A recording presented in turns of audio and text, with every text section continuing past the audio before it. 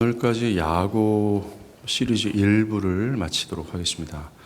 2부는 9월 달에는 수련회고요. 3부는 내년 수련회 때 이 야곱을 좀 자세히 살펴볼게요.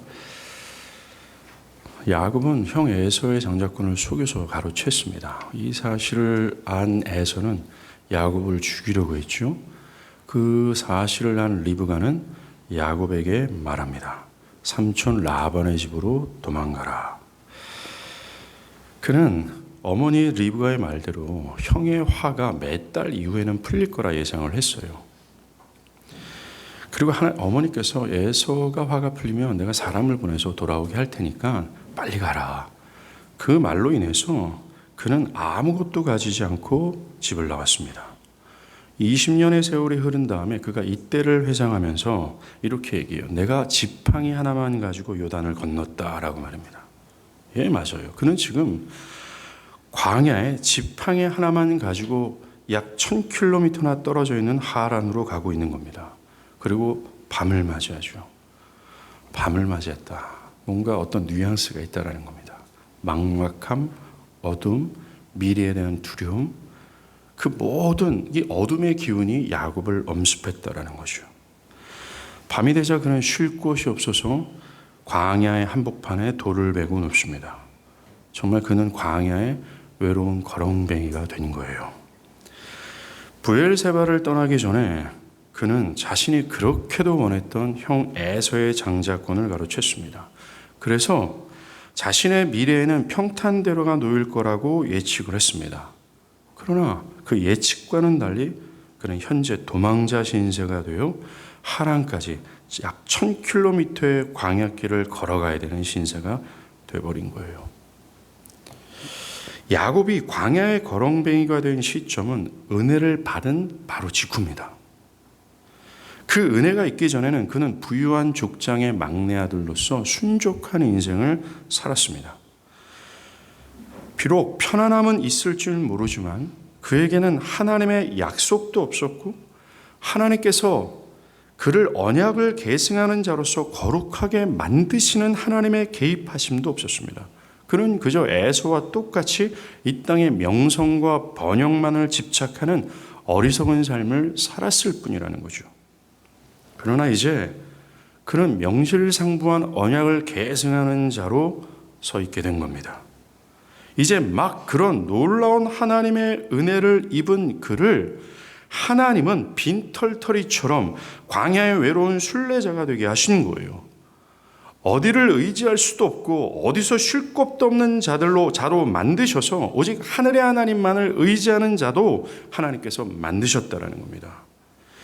하나님께서 그가 언약을 계승하는 자로 축복하신 바로 직후에 그는 하나님의 은혜의 소용돌이 안으로, 즉 하나님 앞에서 야곱의 야곱됨을 다 털리고 오직 하늘만을 의지하는 이스라엘로 만드시는 자로 하나님께서는 그 은혜의 소용돌이로 집어넣으셨다는 것이죠. 야곱의 예측과는 달리요, 그는 몇 달 후면 내가 고향 땅으로 돌아올 거라 생각했어요. 그러나 그가 돌아오는 시점은 20년이었습니다. 마치 아버지 이삭이 내가 곧 죽게 되었으니 나를 내서야 축복하게 하라. 그런데 그 이후로도 40년을 살지 않았습니까?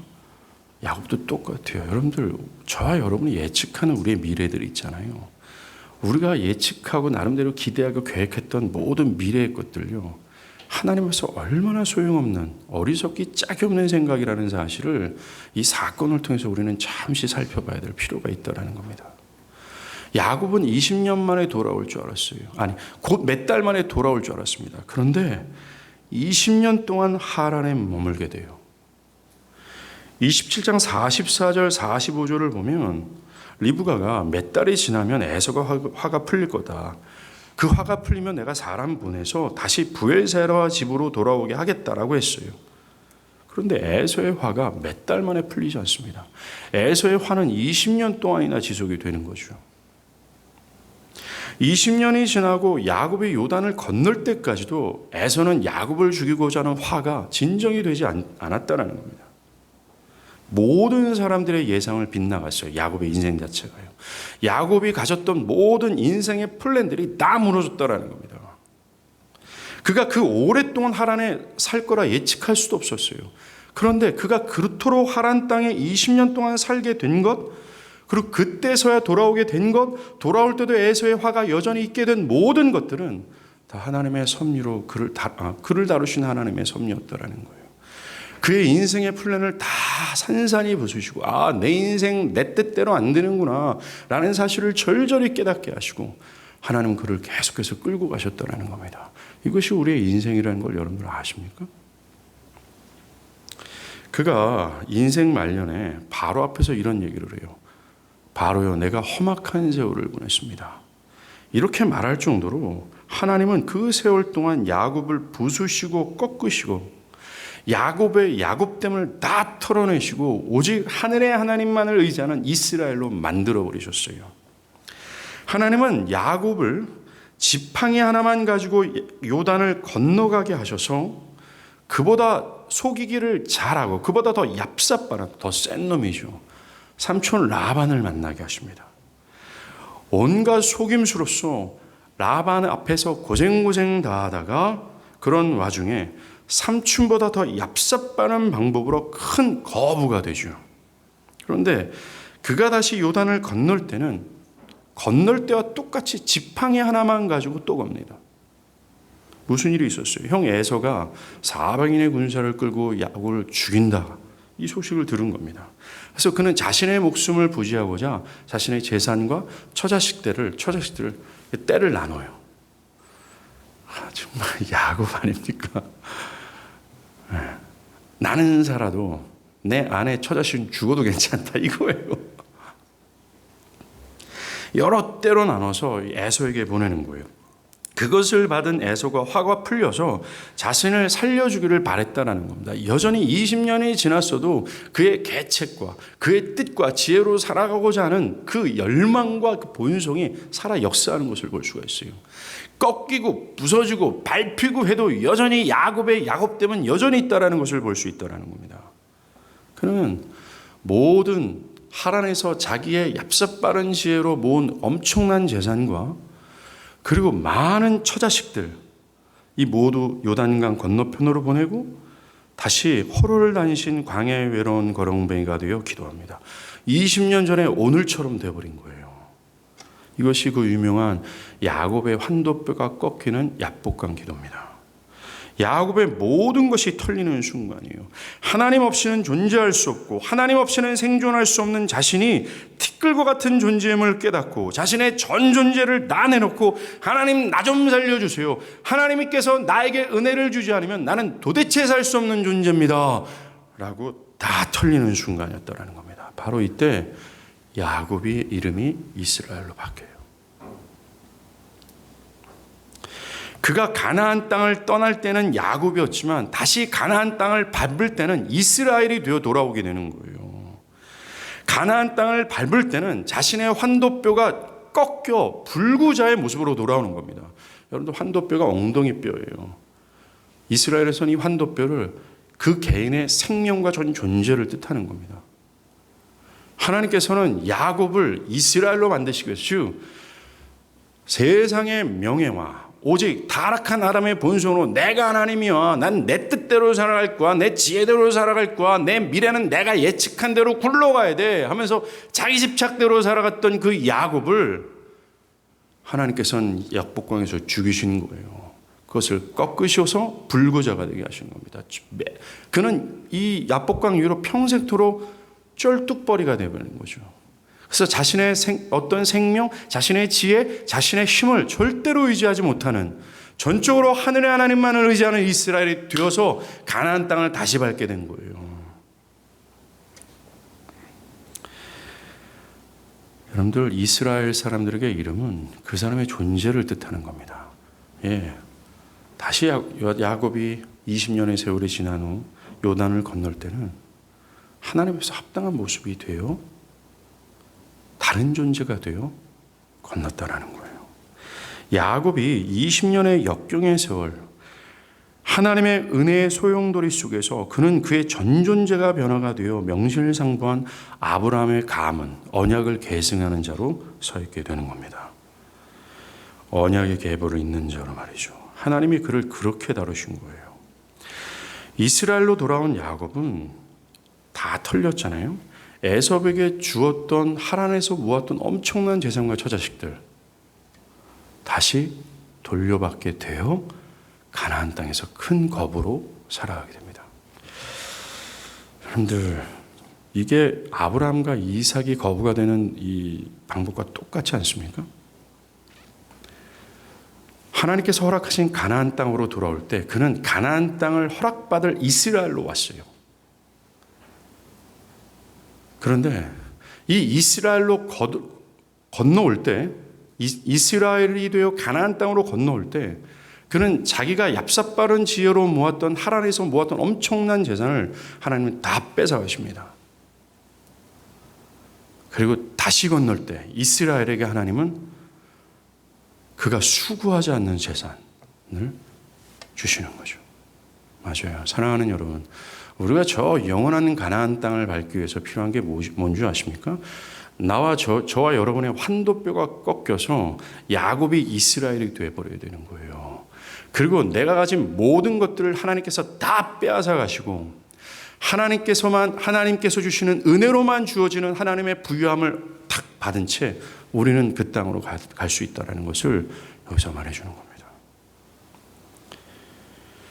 이렇게 하나님은 야곱을 부르셔서 이러한 방법으로 그를 이스라엘로 변화시켜요. 똑같은 원리입니다.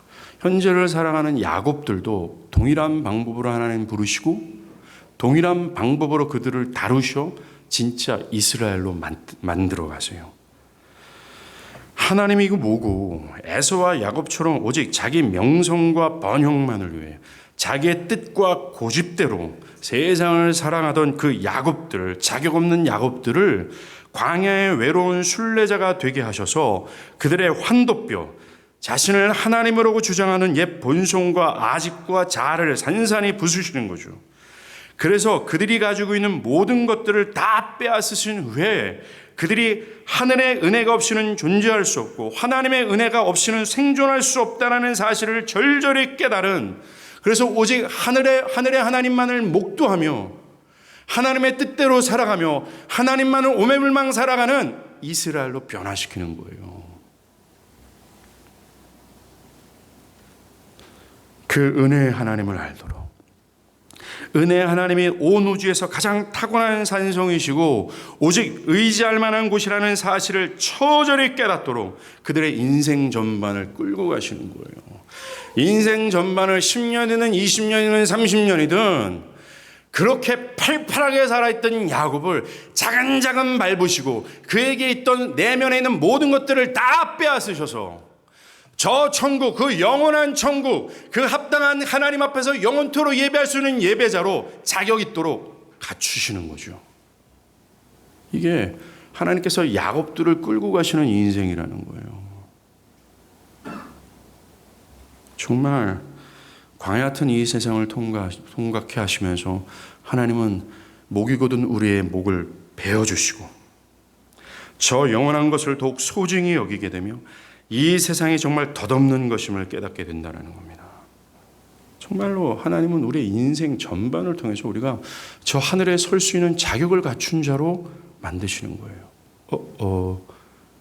하나님 앞에 설 수 있는 자격을 갖춘다고요? 오직 믿음 외에는 하나님 앞에 설 수 있는 것이 아닙니까? 라는 질문을 할 수 있어요. 예, 맞습니다. 믿음 외에는 없어요. 하나님이 야곱들을 이스라엘이 되도록 자격을 갖추신다는 말은 믿음의 사람으로 세우시고 다듬으신다는 뜻입니다. 사랑하는 여러분, 믿음의 본질 안에는 자기를 부정하고 전폭적으로 하나님을 의지하는 속성이 들어가 있어요. 야곱의 환도뼈가 꺾이는 바로 그것입니다. 자기 자신이 하나님 앞에서 티끌이며 하나님 없이는 그 무엇도 할 수 없는 무능력한 존재임을 깨달아 하나님을 오매불망 의존하는 자로 만드시는 거예요. 야곱은 인생 말기에 요셉을 축복하면서 이렇게 고백합니다. 태어나면서부터 지금까지 나를 기르신 하나님. 여러분들, 이 말을, 이 고백을 우리가 이해하기 위해서는 야곱을 알아야 돼요. 야곱이 어떤 인물입니까? 한마디로 말해서 자기가 하나님이 된 인생을 살았던 사람이에요. 철저히 나아요. 죽어도 납니다. 여러분들 이제 수련회 가서 볼 거지만 하란 땅에서요, 그는 정말 자기 생각과 자기 집착과 자기 계획과 자기 예측과 자기 뜻에 따라 자기 뜻에 똘똘 뭉쳐서 완전 짱돌과 같은 인물이었다는 겁니다. 누가 깨도 깨지지 않는 나라는 거였어요.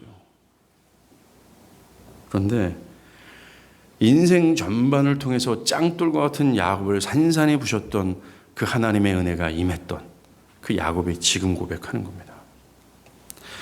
옛 야곱으로선 절대로 이렇게 고백할 수 없었던 거였어요. 그는 이렇게 얘기하는 겁니다. 태어나면서 지금까지 내가 한 것이 아무것도 없습니다. 내 인생 내가 예측하고 플랜해봤자 다 소용이 없었습니다. 전적인 하나님의 이끄심, 하나님께서 나를 끌고 가신 것 때문에 그렇습니다. 내가 장자의 축복을 받은 것도 하나님 때문이었고, 내가 하란 땅 20년 동안 그곳에서 살 수 있었던 것, 처자식을 얻을 수 있었던 것도 다 하나님 때문이었습니다. 그리고 큰 기근 속에서 내가 살 수 있었던 것도 하나님 덕분이었습니다. 형 에서의 살해 위협 속에서 내가 살 수 있었던 모든 것이 오직 하나님 때문이었습니다. 하나님이 그렇게 하셨습니다. 정말 이 고백이 이스라엘의 고백 아닙니까? 시간 속에서 자신이 먼지에 불과한 존재라는 사실을 깨닫게 하시고 하나님을 전적으로 의지하는 자로 만드시는 거예요. 그 이스라엘 말입니다. 만약 여러분이 하나님을 향한 믿음을 가지고 있는 자라면 여러분의 삶은 하나님의 은혜의 소용돌이 안으로 빨려 들어가게 될 겁니다. 그리고 여러분의 인생 전체를 통해서 하나님은 짱돌과 같은 나를 부수시고 꺾으셔서 결국은 내 힘과 내 의지로 살아가는 나의 환도뼈마저도 꺾으시며 하나님 없이는 절대로 내가 살아갈 수 없는 자임을 절절히 깨닫게 하셔 이스라엘이 되어 가나안 땅을 밟게 할 거예요. 고난과 역경 속에 있었던 우리 믿음의 선조들은 그래서 고백한 겁니다. 내가 고난당하는 것이 내게 유익이라고요. 사도들이 예수님을 고문했던 똑같은 인물들에게 위협을 당하고 매를 맞고 감옥을 갇힌 다음 나올 때 그들은 기뻐했다 그래요. 그들은 고난을 기뻐했다는 겁니다.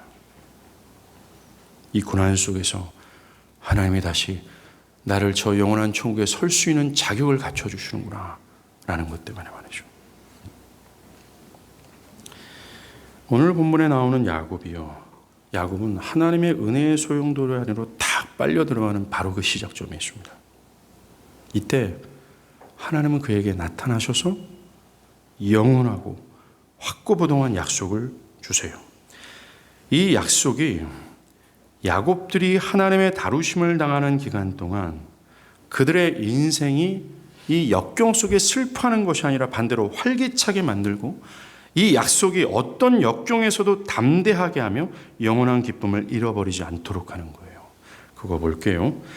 자, 우리가 봤던 13절부터 15절까지 나오는 이 약속은요, 야곱만이 아니라 야곱의 진짜 후손, 즉 믿음의 후손인 교회를 향한 약속이 됩니다. 즉 저와 여러분이 그리스도 안에서 소유하고 있는 확고부동한 영원한 약속이라는 거죠. 야곱이 12절에 잠을 들죠. 그리고 꿈을 꿉니다. 꿈 속에서 그는 평생 잊지 못할 사건을 봐요. 야곱이 본 것을 12절 13절에서 3번을 걸쳐서 강조합니다. 본즉 또 본즉 또 본즉. 성경이 3번을 강조하면서 야곱을 집중시켰던 것은 다른 것이 아니라 바로 사닥다리였어요. 12절에 꿈에 본즉 사닥다리가 땅 위에 섰는데 그 꼭대기가 하늘에 닿았다. 또 본즉 하나님의 사자가 그 위에서 오르락 내리락 거렸다. 13절에 또 본즉 여호와께서 그 위에 서서 가라사대 하면서 그 위에서 말씀하시고 언약해 주시죠. 이 사닥다리가 하는 역할이 있어요. 바로 인간의 죄로 닫혔던 하늘이 열리고 죄악에 물든 땅이 그 거룩한 하늘과 연결이 되는 겁니다. 그리고 13절에서 하나님은 이 사닥다리 위에 서서 야곱에게 약속하세요. 이 사닥다리가 과연 뭘까요? 바로 그리스도 예수입니다. 이것을 예수님께서 직접 말씀하셨어요. 요한복음 1장 51절입니다. 예수께서 가라사대 진실로 진실로 너희에게 이르노니 하늘이 열리고 하나님의 사자들이 인자 위에 오르락 내리락 하는 것을 보리라. 예수님은 오늘 야곱이 봤던 장면을 언급하시면서 하나님의 사자들이 사닥다리 위에서 오르락 내리락 한 것처럼 자신 위에서 오르락 내리락 하실 거라고 말씀하신 겁니다. 하나님께서 하늘과 땅을 연결시킨 사닥다리 위에서 여러분들 그 거룩하신 하나님이 죄악에 물든 세상에 어떤 축복을 내릴 수가 있겠어요? 그 사닥다리 때문이었다는 겁니다. 그 거룩하신 하나님께서 사닥다리 위에 서서 야곱에게 당신의 언약을 선언하고 주신 것처럼 하나님은 하늘과 땅을 연결시킨 그리스도의 십자가 위에서 현재 자격 없는 야곱들에게 약속을 주신다는 거예요.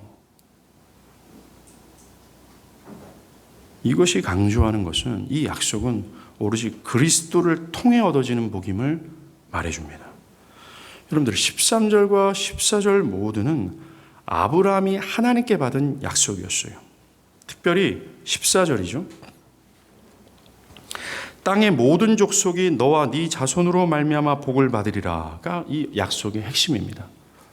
이것을 사도 바울이 갈라디아서 3장 8절에 꼭 집어서 하나님이 이방을 믿음으로 말미암아 의롭다 하실 것을 미리 알고 아브라함에게 복음을 전하되 라고 해석을 했어요. 이신칭이었다라는 거죠. 지금 우리가 보는 13절과 14절의 이 약속의 핵심이 말입니다.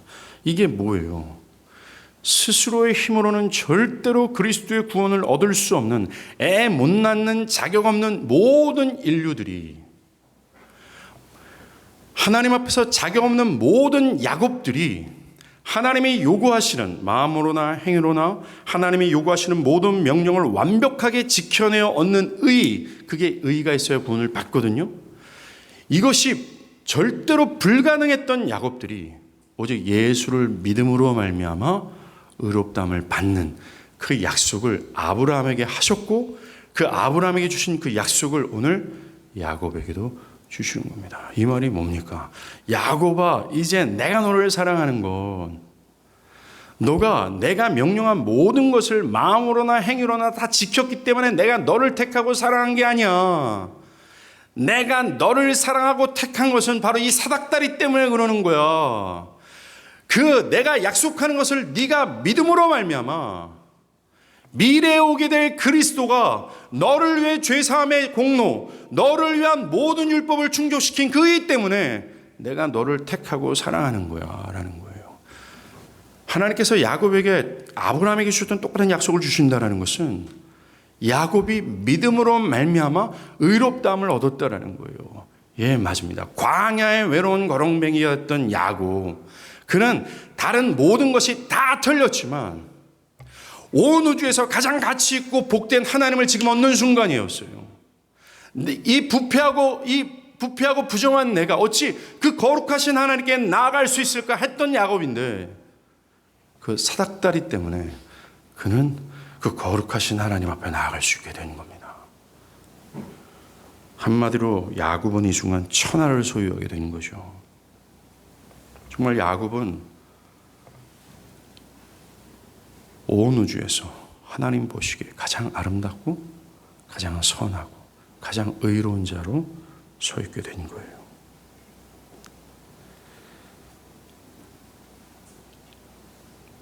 하나님은 당신 자신을 자격 없는 야곱에게 주시겠다 약속합니다. 이게 15절이에요. 15절 볼까요? 내가 너와 함께 있어 네가 어디로 가든지 너를 지키며 너를 이끌어 이 땅으로 돌아오게 할지라. 내가 내게 허락한 것을 다 이루기까지 너를 떠나지 아니하리라 하신지라. 정말로 그리스도 안에서, 여러분들 이 14절은 야곱이 그리스도 안에서 의롭다함을 얻었다라는 그 압축이에요. 이제 15절은 야곱이 그리스도 안에서 하나님의 백성이 되고 하나님은 그의 하나님이 된다라고 하는 선언입니다. 하나님은 이 시간 이후로 자신의 백성된 야곱을 떠나지 아니하시고 그와 함께 하시고 여러 환난 속에서 그를 끌고 가세요. 그리고 결국 약속대로 그가 가나안 땅으로 돌아오게 하십니다.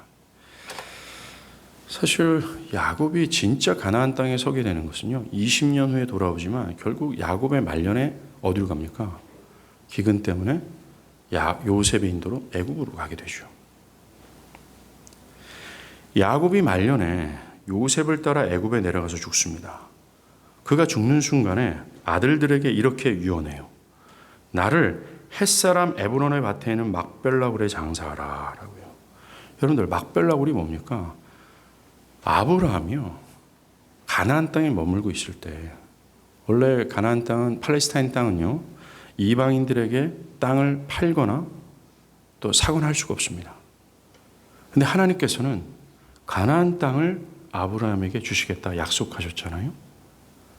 아브라함의 아내 사라가 죽고 나서 장사할 땅이 없자 아브라함은 이방인임에도 불구하고 가나안 사람에게 이 막벨라 굴을 삽니다. 그리고 자신과 사라가 거기에 장사 지내게 되죠. 이 막벨라 굴은 하나님께서 아브라함에게 가나안 땅 줄게 했던 약속의 성취예요. 충분한 가시적인 성취라는 겁니다. 정말 조그만 막벨라가 이 가나안 땅이 상징하고 있는 천국의 땅 한쪽이 된 거예요. 사라도 거기에 묻혔고 아브라함도 거기에 묻혔습니다. 그리고 요셉이 국무총리로서 죽을 때 자식들에게 유언합니다. 나의 해골을 매다가 막벨라 굴에 장사하라고 얘기를 해요. 정말 이 막벨라 굴은 하나님께서 아브라함 가문에게, 그 믿음의 자손들에게 궁극적으로 주고자 했던 천국의 땅 한쪽이 맞습니다. 야곱은 정말 하나님의 말씀대로 내가 너에게 허락한 것을 다 이루기까지. 여러분들, 하나님께서 야곱에게 허락한 것이 뭐예요? 처자식이겠어요? 다 털었는데. 거대한 땅이겠어요? 재산이겠어요? 이 땅에 그가 생각했던 모든 비전을 성취겠습니까? 아니에요. 하나님께서 야곱에게 주시고자 하는 궁극적인 것, 그것을 다 이루고 하는 그것은 바로 야곱을 이스라엘로 만드시는 겁니다. 야곱을 끌고 가시면서 짱돌 같은 야곱을 때려 부수고 꺾으셔서 하나님 앞에서 내 안에 내가 없는 자, 교만하고 오만방자했던 그 빳빳한 야곱을 이따만한 소금으로 쳐서 풀이 주고 있는 배추처럼 내 안에 내가 없어, 나를 고집할 수 없는, 오직 하나님만을 의존하는 이스라엘로 변화시키는 거 있잖아요. 이것이 하나님께서 야곱에게 주시고자 하고 이루시고자 하는 바로 그 뜻이었어요. 내가 네게 허락한 것을 다 이루기까지. 예, 맞아요. 하나님은 야곱에게 허락한 것을 다 이루신 이후에 너를 떠나지 아니하시고 이 땅으로 돌아올 거라 하셨잖아요. 예, 다 한 다음에 야곱을 가나안 땅 막벨라 굴에 장사 지내게 됩니다. 즉 저 하늘의 천국의 땅 한 조각으로 그를 인도하신 거라는 거예요. 정말로 하나님은 그가 저 천국에 설 때까지 떠나지 아니하시고 그를 그 천국에 설 수 있는 자격을 갖추도록 다루셨고 결국 그리로 인도하셨습니다.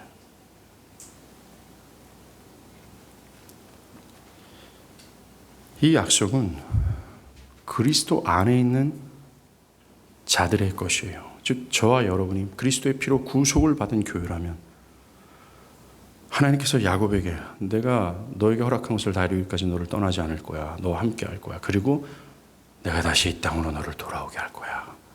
라고 했던 약속은 저와 여러분의 것이 된다는 거예요. 정말 하나님은 우리를 끌고 가실 거예요. 여러분들 이 말씀을 그냥 듣지 마십시오. 과연 내가 예수를 믿는 순간서부터 내 안에 옛 자아가 산산이 부서지고 있는가? 내가 어제보다 오늘 더욱 나를 부인하고 있는가? 오늘보다 내일 나의 자존심을 버리고 있는가? 그 하나님의 영광의 말씀 앞에 어제보다 오늘 더 수용력 있고 더 순종하고자 하는가? 오늘보다 내일 하나님을 더 의존하고 하나님 없이는 살 수 없다고 하면서 하나님을 헐떡이며 구하고 있는가, 이걸 보라는 얘기예요. 즉 이것이 부름받은 야곱들이라는 얘기를 하는 겁니다. 근데 10년 전과 지금이 똑같다면, 1년 전과 지금이 똑같다면 something wrong, 뭔가 잘못됐어요. 둘 중에 하나겠죠. 여러분이 부름받지 않은 야곱, 즉 구원이 없는 야곱이라든가, 아니면 철저하게 본성대로 하나님을 저항하고 있든가, 이겁니다. 하나님은 우리에게 향한 하나님의 뜻을 다 이루기까지, 즉 우리를 이스라엘을 만드시기까지 절대로 떠나지 아니하시고 함께 하셔서 나의 인생을 끌고 가셔 짱돌 같은 나를 깨부신 이후 막벨라굴에 묻히게 하시는 거죠. 즉 천국으로 돌아가게 하신다는 겁니다. 정말 믿음의 사람이 되어 그 땅에 서게 하시는 거예요.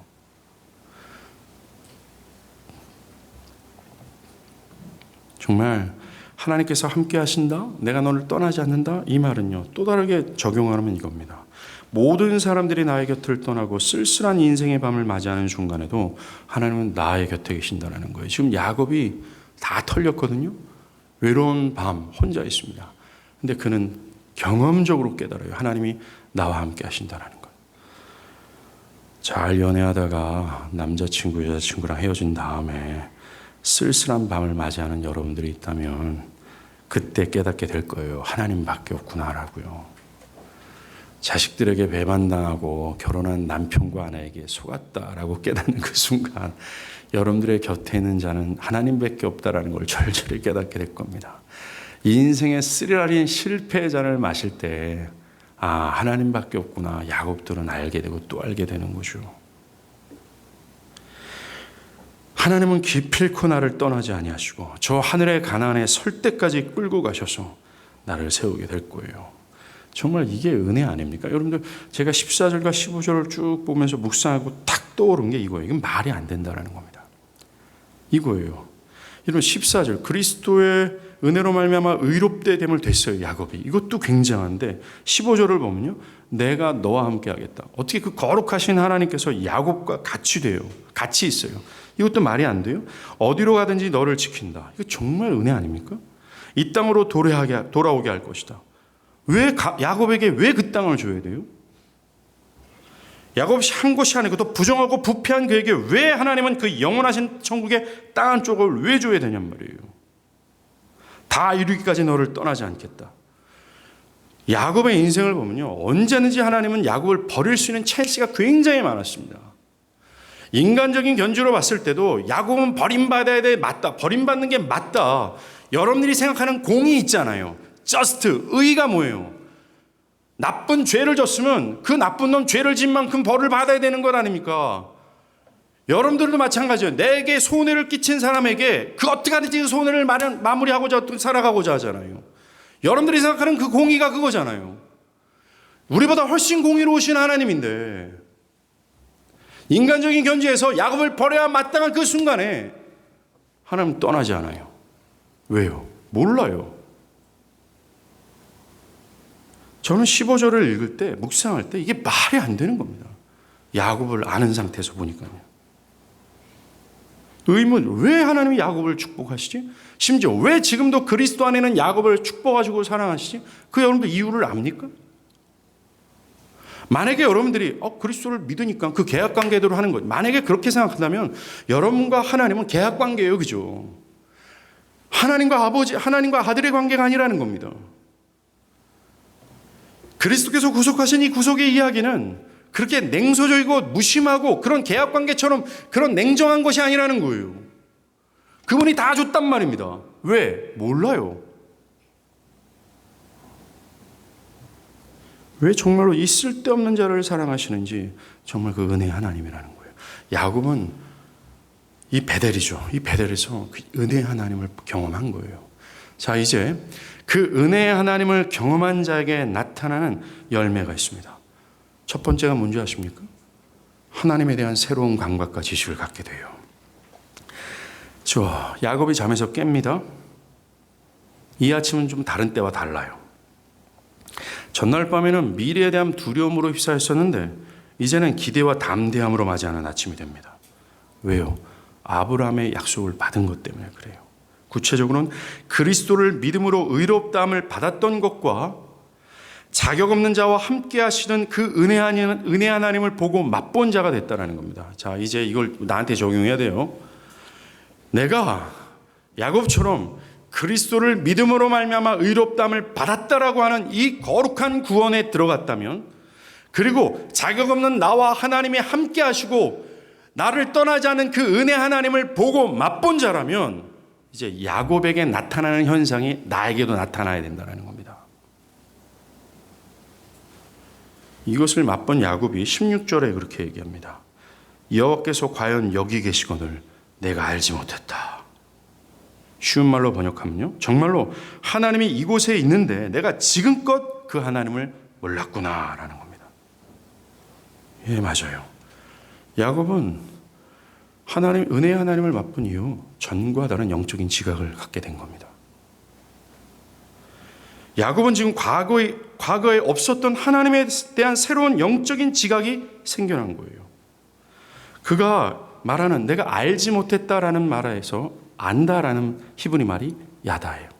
이 야다는 경험을 통해서 아는 것이라고 얘기하는 겁니다. 그리고 일방적인 알미 아니라 쌍방간의 알미예요. 하나님이 야곱을 알고 야곱이 하나님을 알았다라는 거죠.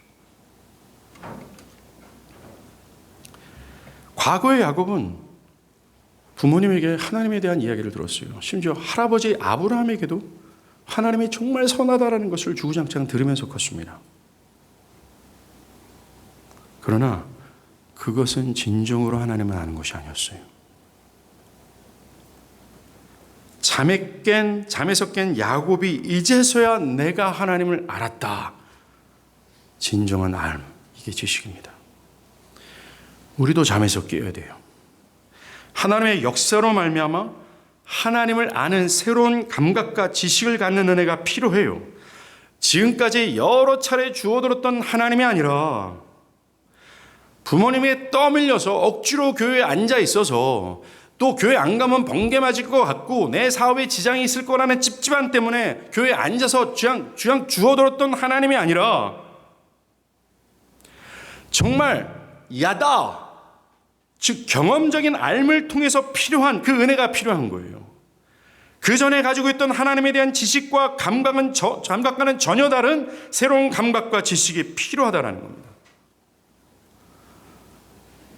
여러분들, 현재 조국교회 안에 이런 새로운 전환점, 잠에서 깨어나는 것, 실제로 하나님을 아는 것이 필요한 자가 많다라는 걸 부인할 수 없어요. 청년 데이비드 브레너드, 18세기 인디안 선교사님이에요. 믿음의 거장들이 상당히 이 청년 데이비드의 일기를 통해서 도전을 받았습니다.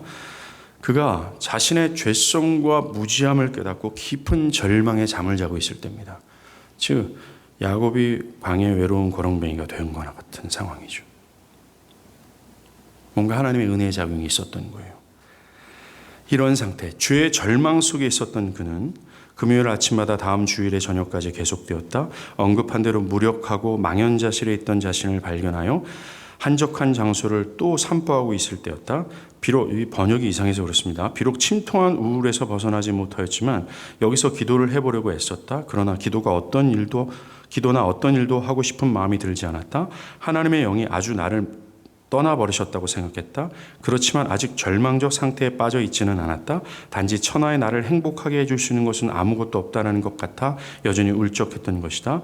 그래서 무척 무미건조하고 변변찮은 기도였지만 반 시간가량 힘써했다. 어둡고 울창한 숲을 걷고 있는 바로 그때 시야가 확 트인 것 같더니 이루 형용할 수 없는 영광이 나의 심령을 사로잡았다. 나는 그런 것을 본 적이 없었다. 나는 이전에 한 번도 이런 체험을 해본 적이 없을 뿐만 아니라 지금 비슷한 일조차 겪어보지 못했다. 나는 경이로움과 탐복할 수 없는 그 영광에 압도당한 채 잠잠히 서 있었다. 이제껏 하나님께 대해서도 성스러운 일에 대해서도 내가 품어왔던 관념과는 너무나 달랐다. 여러분들, 이것이 어떤 은사주의자들이 얘기하는 어떤 이상한 빛을 얘기하는 것이 결코 아닙니다.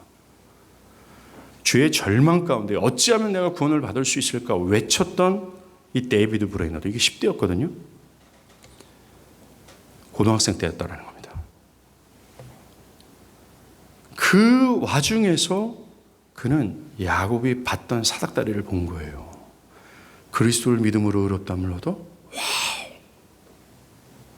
자격 없는 나를 하나님께서 당신의 백성과 자녀로 삼어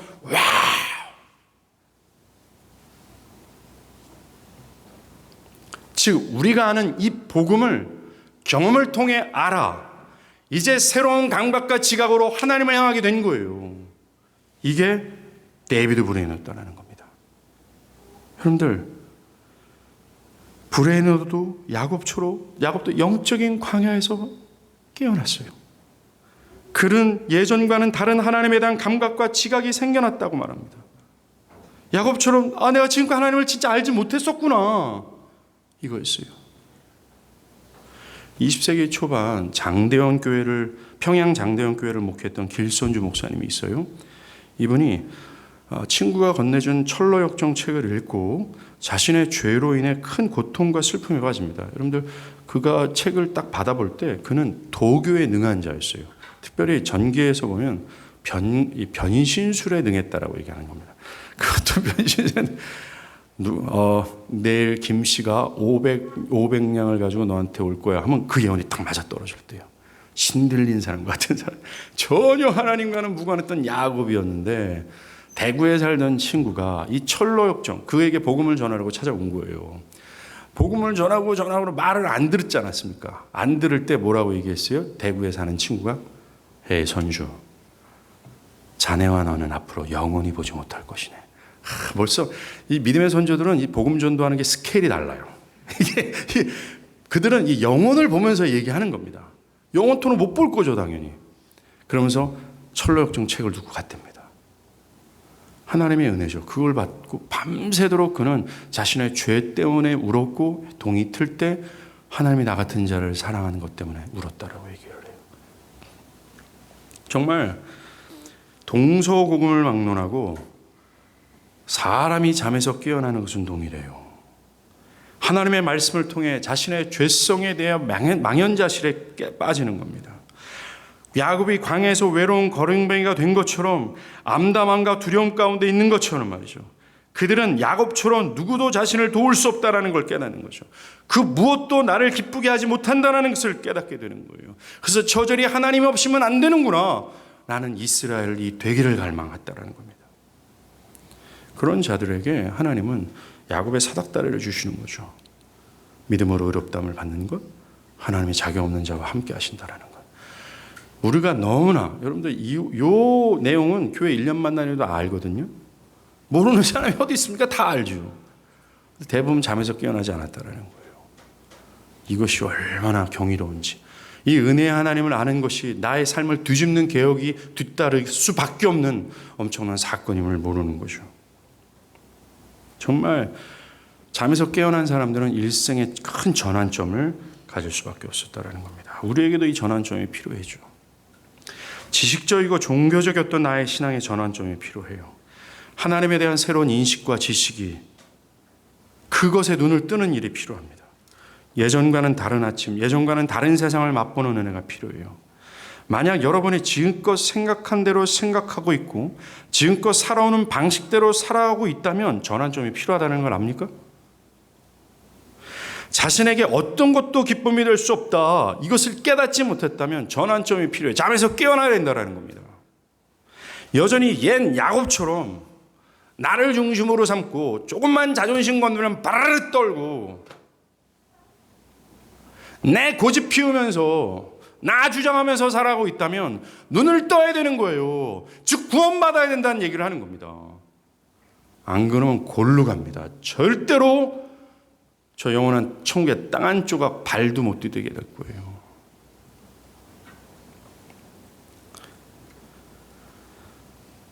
정말 이 전환점을 맞이하기 위해서는 우리는 광야로 내려가야 돼요. 즉 자기가 하나님 앞에서 죽을 죄인이라는 사실을 절절히 깨달아야 되는 은혜가 필요한 거죠.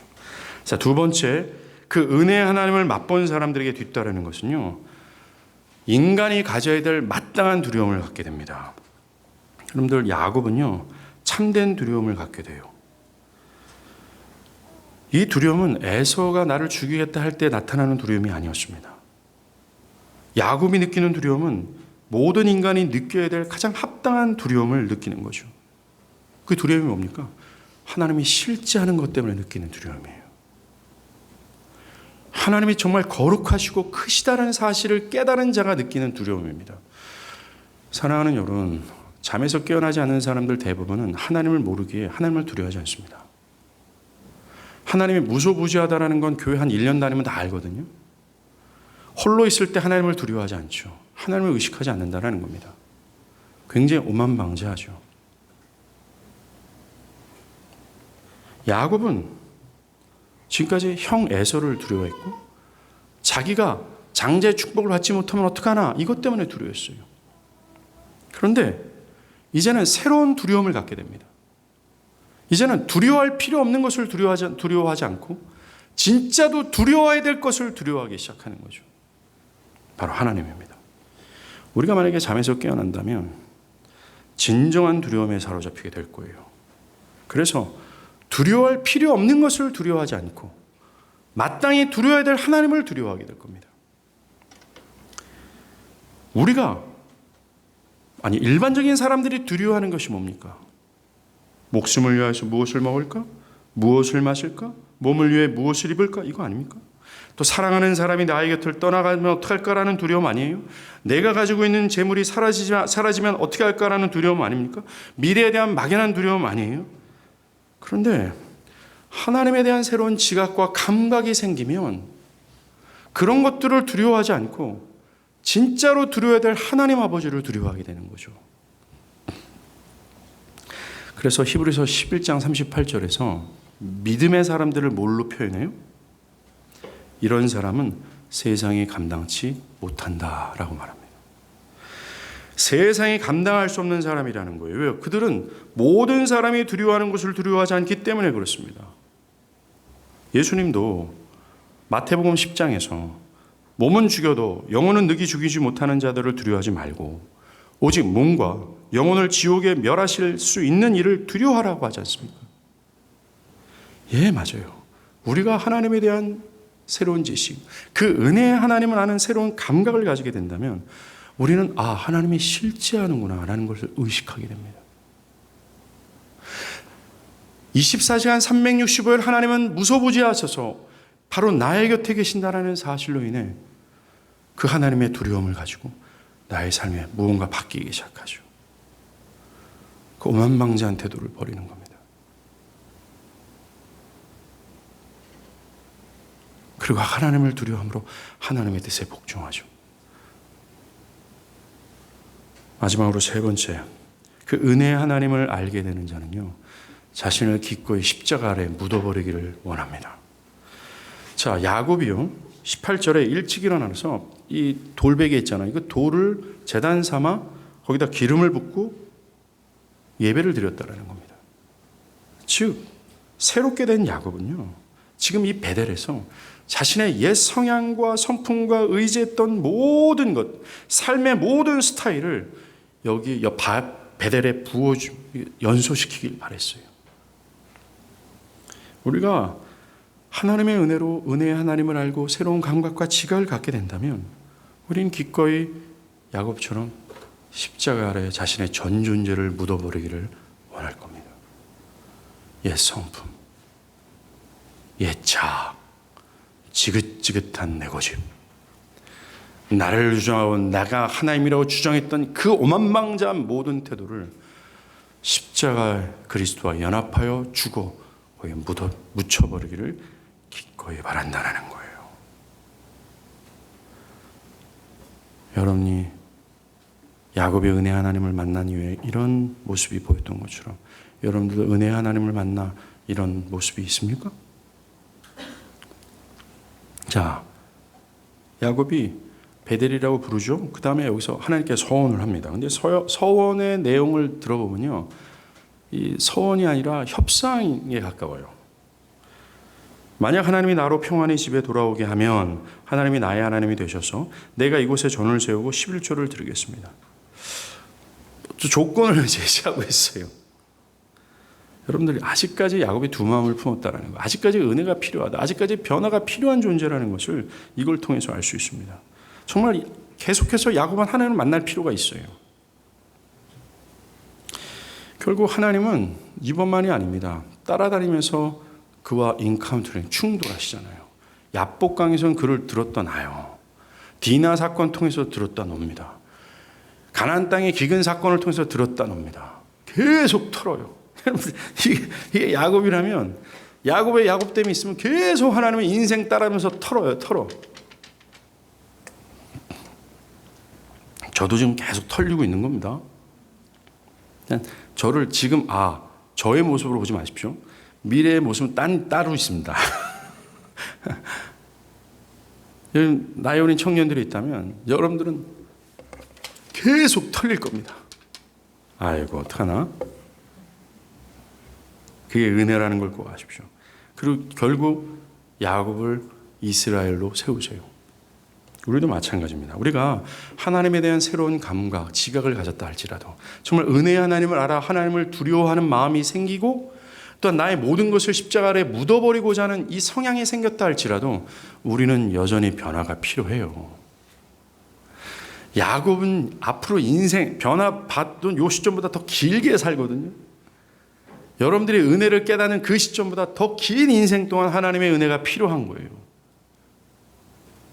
하나님을 만날 필요가 있다라는 겁니다. 죄는 계속해서 내 안에 역사하고 내 고집은 여전히 내 안에 계속해서 고개를 들고 있다라는 거죠. 그래서 우리는 우리의 죄성보다 죄성을 가릴 수 있는 더 강력한 하나님의 은혜가 필요함을 인생 전체를 통해서 더 간절히 구하게 되는 거예요. 하나님 어제보다 오늘보다 내일 하나님의 은혜가 필요합니다. 라고요. 은혜의 하나님을 안 사람들은 이걸 구하게 될 수밖에 없어요. 하나님 더 라고요.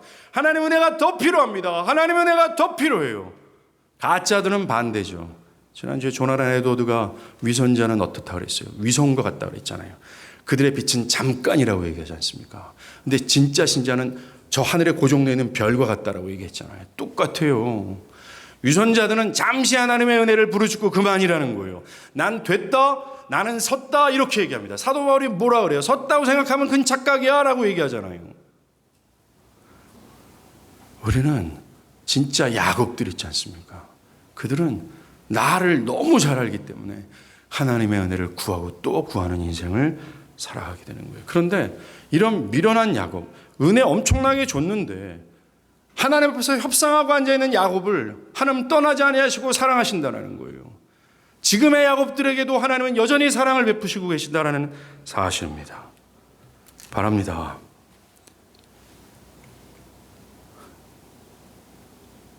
그 은혜의 새로운 지각을 가진 우리들, 여전히 평생 동안 끌고 다니시며 짱돌 같은 나를 부수시는 한, 그래서 결국 이스라엘로 세우시는 그 은혜가 내 안에 여전히 벌어지고 있다는 사실을 기억하고 그 은혜 하나님 앞에 내 인생 통으로 맡기며 살아가는 저와 여러분이 되기를 바랍니다.